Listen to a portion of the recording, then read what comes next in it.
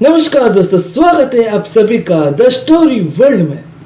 The story world इस बार लौट आई है दो नई कहानी के साथ। जी हाँ दोस्तों, सही सुना आप लोगों ने, दो ऐसी कहानी जो सच्ची घटना पे आधारित है। अगर आप लोगों ने हमारे चैनल को अब तक सब्सक्राइब नहीं किया है तो चैनल को सब्सक्राइब कीजिए और बेल आइकन जरूर दबाएं ताकि आगे आने वाली कहानी आपको सबसे पहले मिल जाए।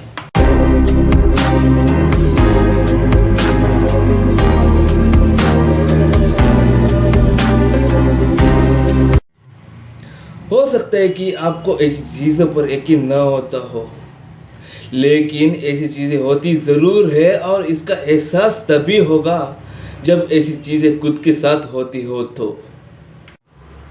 तो ये कहानी रेत फेंकने वाली आत्मा के बारे में है। रेत यानी कि सैंड फेंकने वाली आत्मा। शायद आप लोगों ने ऐसे इंसिडेंट के बारे में पहले भी सुना हो सकता है, या फिर ऐसे इंसिडेंट आपकी या आपके रिलेटिव के साथ भी हुआ हो सकता है। अगर आपके साथ ऐसे इंसिडेंट हुआ है तो नीचे कमेंट्स में ज़रूर बताएं।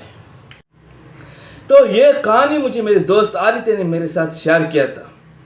यह इंसिडेंट उनके फादर के साथ उनके बचपन में हुआ था। जब उनके फादर किसी जगह पर गए थे, उस वक्त किसी आत्मा ने उन पर रेत फेंकी थी, लेकिन उस वक्त उन्हें कुछ महसूस नहीं हुआ। लेकिन रात को अचानक उन्हें बहुत तेज बुखार हो जाती है। लेकिन अगले दिन सुबह सब कुछ नॉर्मल रहती है, जैसे कि उन्हें बुखार आया ही नहीं। लेकिन रात को फिर से बहुत तेज बुखार हो जाती है। तो यह सिलसिला 3-4 दिन तक चलता रहा।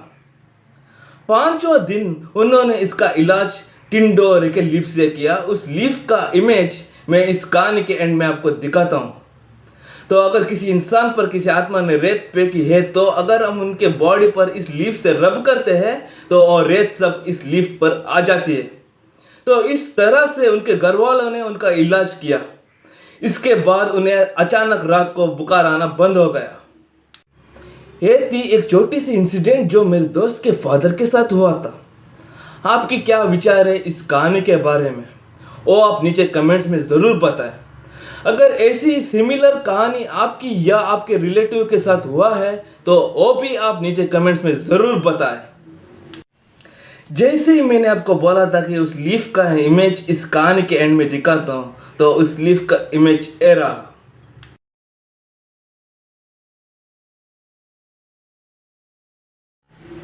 तो चलिए आगे बढ़ते हैं आज की दूसरी कहानी की ओर। लेकिन इस कहानी को शुरू करने से पहले मैं आप लोगों से एक बात बोलना चाहता हूँ, ओए कि अगर आप लोग कमज़ोर दिल वाले हैं तो ये कहानी आपके लिए बिल्कुल भी नहीं है। और अगर कमज़ोर दिल वाले इस कहानी को सुनना ही चाहते हैं तो इस कहानी को रात में बिल्कुल ना सुनिए, दिन में सुन लीजिएगा। क्योंकि जब मैंने भी इस कहानी को सुना था मेरे भी रोंगटे खड़े हो गए थे। पिछली कहानी रेत फेंकने वाली आत्मा तो बिल्कुल भी डरावनी नहीं हो सकती है, लेकिन एक कहानी थोड़ी डरावनी जरूर है।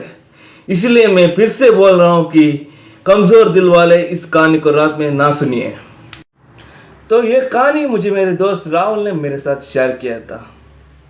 यह इंसिडेंट लगभग 5-6 साल पहले जब वो फाइनल ईयर में था। उस वक्त किसी कंपनी में वो इंटर्नशिप कर रहा था। इंटर्नशिप के बाद उसकी नौकरी उसी कंपनी में लग गई। 3-4 महीने बाद उसका ट्रांसफ़र बेंगलुरु में हो जाता है और वहाँ पर उसका सेमिनार भी था कुछ 1.5-2 महीने तक। और जब तक उसका सेमिनार था तब तक उसे कंपनी के क्वार्टर्स में रुकने की अरेंजमेंट थी। जैसे ही उसका सेमिनार ख़त्म होती है उसको क्वार्टर्स को छोड़ना था, क्योंकि वो क्वार्टर्स सिर्फ सेमिनार और ट्रेनिंग के लिए आने वाले लोगों को ही था। राहुल की सेमिनार खत्म होती है और राहुल के पास अभी 10 दिन का टाइम था नए घर में शिफ्ट होने के लिए। राहुल को अपने ऑफिस के पास ही एक प्राइम लोकेशन पे बहुत ही कम रेंट में एक घर मिल जाता है। अब आगे की कहानी में आप लोगों को इस तरह से सुनाता हूँ ओप कि आपको पसंद आ जाए, और समझता हूँ कि इस तरह से आप लोग ज़्यादा क्लियरली समझ पाओगे। अब इस घर के बारे में थोड़ा बताता हूँ जिसमें राहुल शिफ्ट हुआ है। एक घर है और इस घर के ठीक सामने है एक कैंटीन और एक कैंटीन वाले का घर। इस घर के मालिक किसी और शहर में रहते हैं, लेकिन इस घर का चाबी इस कैंटीन वाले के पास होती है।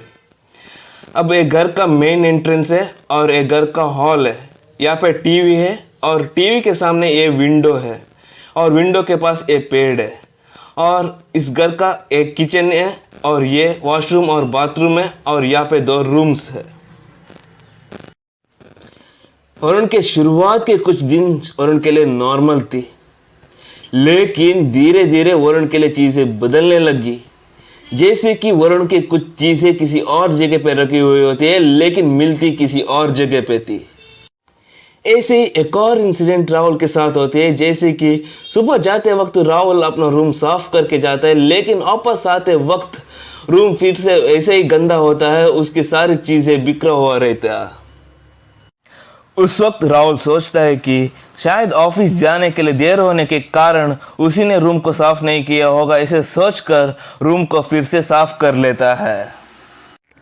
अब राहुल टीवी देखने के लिए बैठ जाता है। जैसे ही राहुल टीवी देख रहा होता है, राहुल को इस टीवी के सामने वाली इस विंडो के पास किसी औरत की परछाई दिखाई देती है।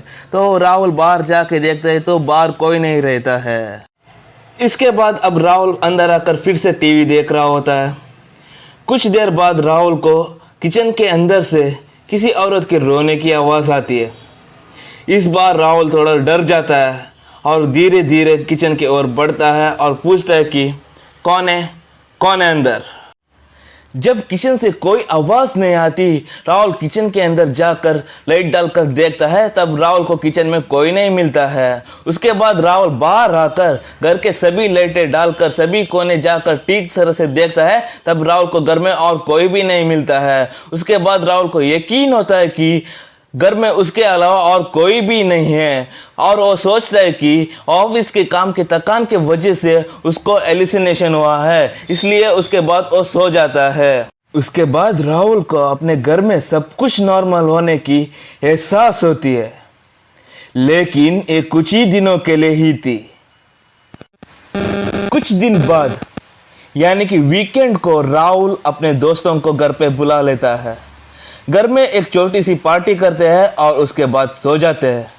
अब राहुल के बाकी 3 दोस्तों के नाम अंकित, शिव प्रसाद और रक्षित है। राहुल और अंकित रूम 1 में सो जाते हैं, रक्षित और शिव प्रसाद रूम 2 में सो जाते हैं। रात 12 बजे अंकित को किसी औरत के रोने की आवाज़ आती है।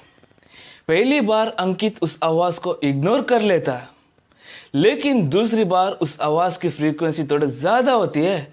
इसीलिए अंकित राहुल को जगा कर पूछता है कि यार राहुल, मुझे किसी औरत की रोने की आवाज़ आ रही है, क्या तुमको भी सुनाई दे रही है क्या? तब राहुल बोलता है कि नहीं यार, शायद तुम्हारा भ्रम होगा। बस इतना बोलकर दोनों सोने ही वाले होते हैं। दोनों को उनके दरवाजे पर किसी की नॉक करने की आवाज़ आती है। तो राहुल बाहर जाकर देखता है तो बाहर शिव प्रसाद डरा हुआ होता है।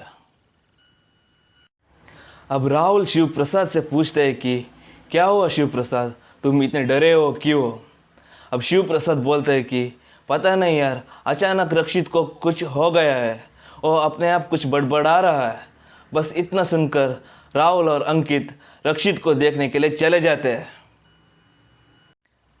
कमरे में रक्षित इस तरह से सिर झुकाकर डरावनी आवाज़ में किसी को नहीं छोड़ूंगी, सबको मार डालूंगी, किसी को नहीं छोड़ूंगी, सबको मार डालूंगी, किसी को नहीं छोड़ूंगी, सबको मार डालूंगी, बस इस तरह से बड़बड़ा रहा था। ये देखकर सबकी फटी पड़ी थी, सबकी हालत टाइट हो गया था। लेकिन राहुल रक्षित के मुंह पर पानी फेंकता है। बस इतने में रक्षित नॉर्मल हो जाता है। अब जैसे ही वे लोग अंकित के घर पहुंचते हैं, रक्षित उनसे पूछता है कि अब तो बताओ क्या हुआ, क्यों अचानक उस घर को छोड़कर यहाँ पर पहुंच गए हम लोग। अब राहुल रक्षित को सब कुछ बताता है जो भी अब तक उनके साथ हुआ था। बस उसको सुनते ही रक्षित की भी हालत टाइट हो जाती है। अगले दिन सुबह सभी लोग मंदिर जाते हैं। मंदिर जाकर पंडित जी से सब कुछ बोलते हैं जो भी कल रात उनके साथ हुआ था। उसके बाद पंडित जी भी उनके साथ उस घर में जाते हैं। अंदर जाते ही पंडित जी को उस घर में बुरी आत्मा होने की एहसास होती है। उसके बाद पंडित जी कुछ देर ध्यान के लिए बैठ जाते हैं। उस वक्त उन्हें पता चलता है कि उस घर में एक औरत का मर्डर हुआ था। उसके बाद पंडित जी बोलते हैं कि देखो, इस घर में एक औरत का मर्डर हुआ है, आप लोगों के लिए यही अच्छा है कि आप लोग इस घर को तुरंत छोड़कर किसी दूसरे घर में शिफ्ट हो जाए। बस इतना बोलकर पंडित जी उस घर को छोड़कर निकल जाते हैं। इसके बाद राहुल इस घर को छोड़कर दूसरे घर में शिफ्ट हो जाता है। तो ये कहानी यहीं पे खत्म होती है। इस कहानी की शुरुआत में मैंने आपसे बोला था कि इस कहानी सुनकर आप लोगों को शायद थोड़ा डर लगे या फिर एक कमज़ोर दिल वालों के लिए बिल्कुल भी नहीं। लेकिन इस कहानी को सुनने के बाद आपको लग रहा होगा एक कहानी उतना खास नहीं है या फिर बिल्कुल भी डरावनी नहीं है। अगर आपको ऐसा लग रहा है तो नीचे कमेंट्स में ज़रूर बताएं।